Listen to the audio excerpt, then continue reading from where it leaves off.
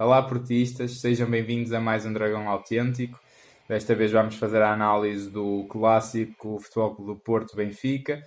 Derrota por 2-1 no Estádio do Dragão, gol do Adrian Lopes, que infelizmente com esta derrota o Porto perde a liderança para o Benfica e fica assim a 2 pontos e a depender, e deixa de depender só de si para ser campeão.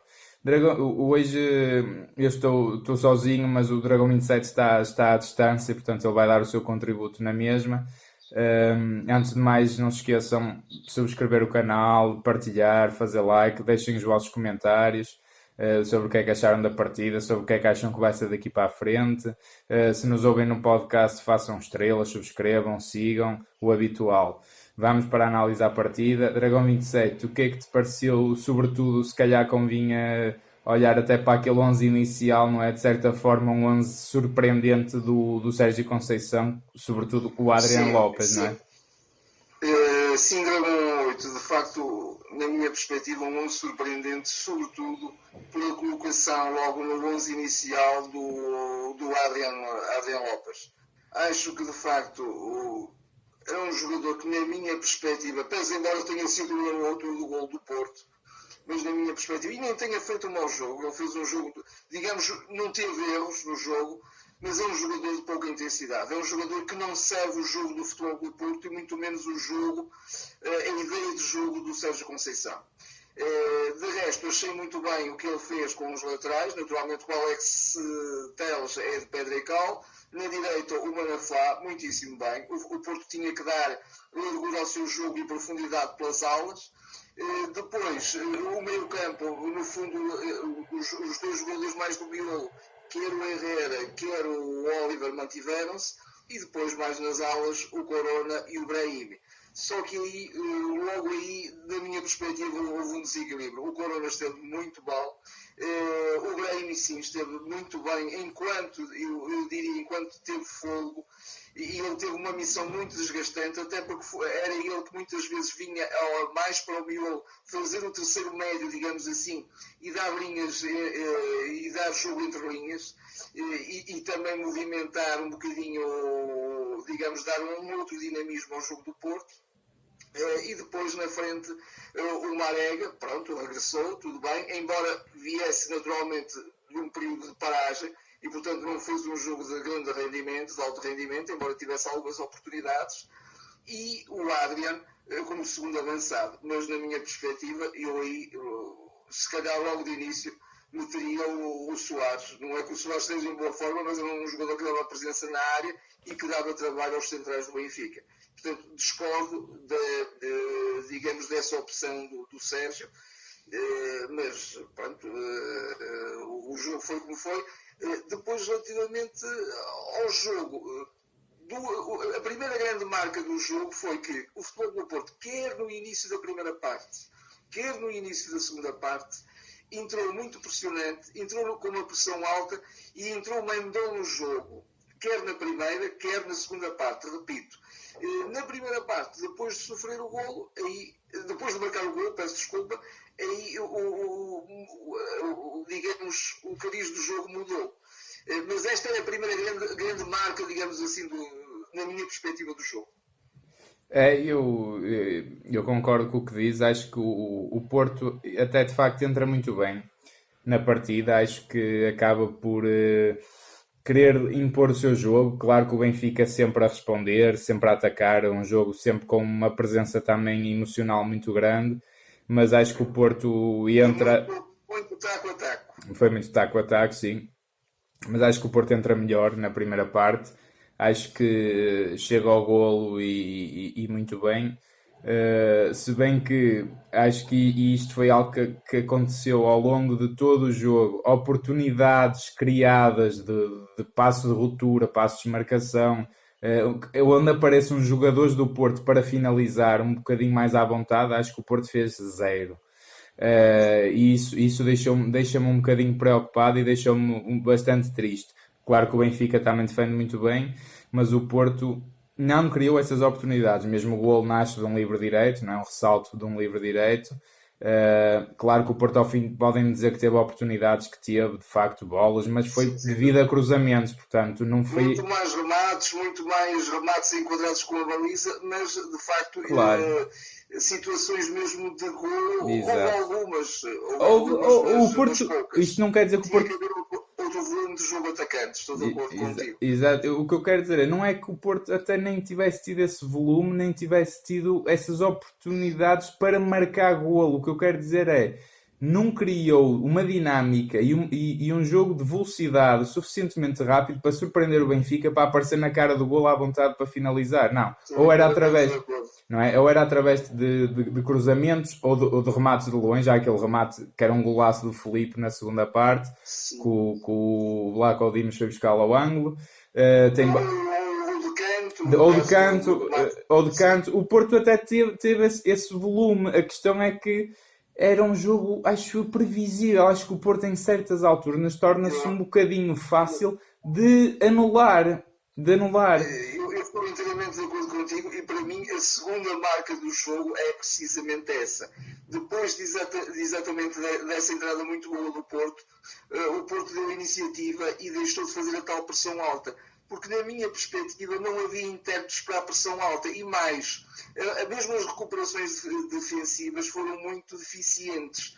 O Futebol do Porto punha muito a descoberto a sua extrema defesa, sobretudo nas alas, porque o Manafá e o Alex estavam muito projetados, mas depois não havia a solidariedade de vida dos outros jogadores do meio campo e dos próprios alas mais atacantes. Claro. E o Futebol do Porto não fez esse jogo intensivo, não fez esse jogo também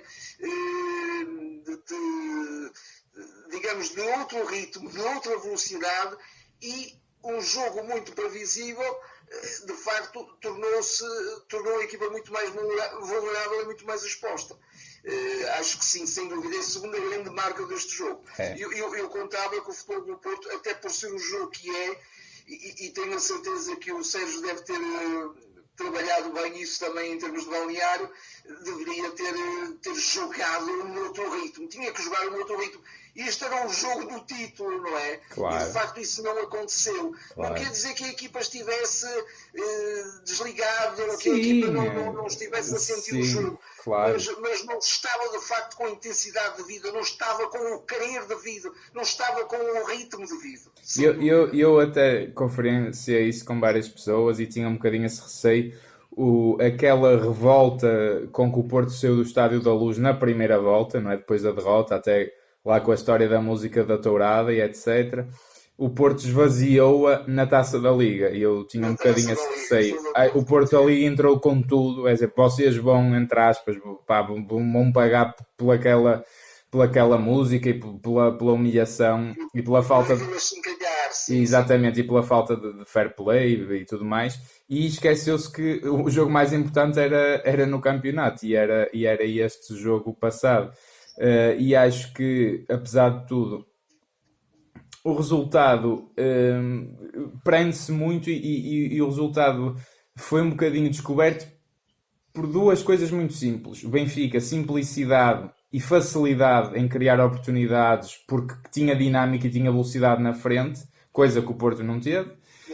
E coesão defensiva por parte do Benfica, devido a essa lentidão do Porto. Portanto, uma coisa está ligada à outra. Está ligada à outra, sem dúvida. E mais, o Porto entra a ganhar, e eu até tinha para mim, quem entrasse a ganhar ia ganhar o jogo, porque o Benfica também, ao vir para cima com tudo, acho que o Porto podia em contra-ataque depois matar o jogo.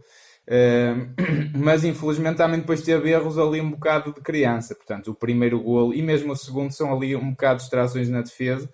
O primeiro então é um golo de bradar aos céus. Não se pode sofrer aquele golo em alta competição num jogo destes.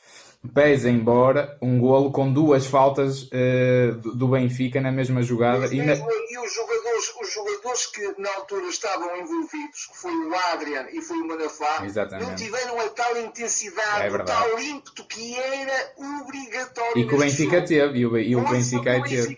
Exatamente. Sim. Aliás, eu tenho aqui duas notas que dizem muito daquilo que foi o jogo do Porto.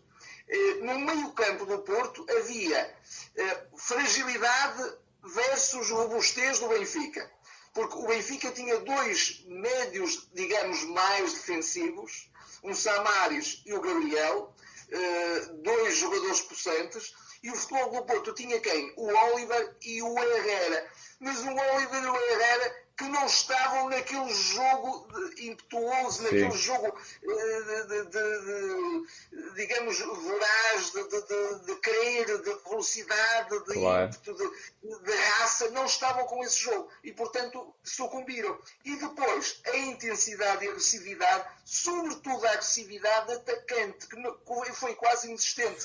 Aliás, o Sérgio Conceição refere isso até na própria flash e também, creio que na própria conferência de imprensa, que de facto, se em alguns momentos o Porto tivesse intensidade e agressividade atacante, como teve o Benfica em termos de agressividade defensiva, se calhar tinha concretizado algumas das oportunidades que teve. Como é óbvio. Agora, eu não posso deixar de dizer que aquilo são duas faltas e eu, por acaso, acho engraçado ver a diferença entre o Porto e o Benfica até nestas questões, que eu lembro-me do jogo da Taça da Liga, o que quiseram fazer daquele jogo, em termos de arbitragem, e este jogo, pá, de facto, não houve grandes casos, mas no primeiro golo, aquilo são duas faltas, meus amigos, não vale a pena dizer que não são, aquilo são duas faltas, pronto. Então a do Adrian, se aquilo não é falta...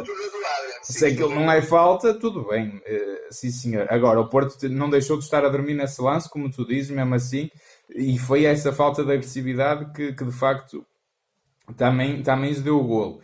E ainda assim, o Benfica abusou de faltas, pelo menos mais um jogador tinha que ser expulso. Eu lembro-me do Rubem Dias, lembro-me do Samaris, portanto, agora, essa agressividade que eles usaram aí bem, eu acho que eles fizeram bem em fazer isso, embora um bocadinho acima da lei, como já é habitual. Agora, o Porto não fez isso, e às vezes também é preciso. É preciso, nestes jogos tens que ser um bocadinho mais agressivo, até porque o Jorge Sousa, e nesse aspecto até foi coerente, foi um jogo em que deixou jogar muito, foi um jogo à inglesa, um bocado. Não, aquelas faltinhas habituais do nosso campeonato não foram marcadas, e eu até gosto disso. Mas pronto, há as faltinhas e há as faltas têm que ser assinaladas. Conto geral, eu acho que, apesar de tudo, também não vamos dizer agora aqui que o Benfica veio aqui humilhar o Porto, que não é verdade. Acho que o empate tinha sido o resultado mais justo pelo que se fez. Acho que há haver um vencedor, de facto é justo que seja o Benfica, por muito que isso me custe, sem dúvida. mas é verdade. Fizeram mais por isso, foram mais simples, mais inteligentes. Acho que o Sérgio Conceição teve uma noite um bocadinho infeliz. O Adriano Lopes, por amor de Deus, não pode jogar esses jogos, por amor de Deus. Eu estava a ver o jogo que era premente a necessidade de entrar o Otávio e entrar o Soares. O Soares até fez um jogo miserável, como tem feito sempre. Eu já vou só falar um miquinho sobre o Soares, mas era sobretudo a presença da área que era preciso ter, e era preciso ter um médio, de facto, com outra garra, com outra raça, com outra intensidade de jogo, que era o Otávio. E o Sérgio acabou por meter esses dois jogadores, mas já aos 60 e tal minutos. Acho que devia ser logo no início da segunda parte. Quanto ao Soares, lamentavelmente neste momento nós não temos um finalizador letal, tirando o Marega naturalmente quando está no seu melhor. O Soares é um jogador que, se a bola lhe chega em condições, ele aí é letal, mas ele não se movimenta para ir ao encontro da bola. Ele, avançado, um ponta de lança, tem que se movimentar para ir ao encontro da bola. Claro. Tem que ser ele a provocar os desequilíbrios, tem que ser ele a provocar a antecipação, a antecipar-se à defesa. Ele não faz isso. Ele é um jogador quase imóvel. O jogo tem que lhe chegar. E, portanto, neste momento há também esse déficit, claramente esse déficit de finalizadores no Porto, que já, de resto, salientamos, mesmo quando o Porto ganhou nos jogos transatos. Claro. E destes 4 jogos que se referiram muito, Tondela, Braga, Benfica e Roma, é óbvio que cada jogo tem que se preparar o próximo jogo, isso estou inteiramente de acordo, não pode ser de outra forma, mas sobretudo o foco máximo, a intensidade máxima, a planificação máxima tinha que ser como o jogo do Benfica, porque era o jogo que nos dava o título, e assim se calhar perdemos o título. Eu acho que pronto, está assim terminada esta análise ao clássico e ao que aí vem. Façam o habitual, subscrevam, partilhem com os vossos amigos, comentem e digam-nos o que é que acharam. Estaremos de volta para o que resta da temporada. Até lá. Até lá.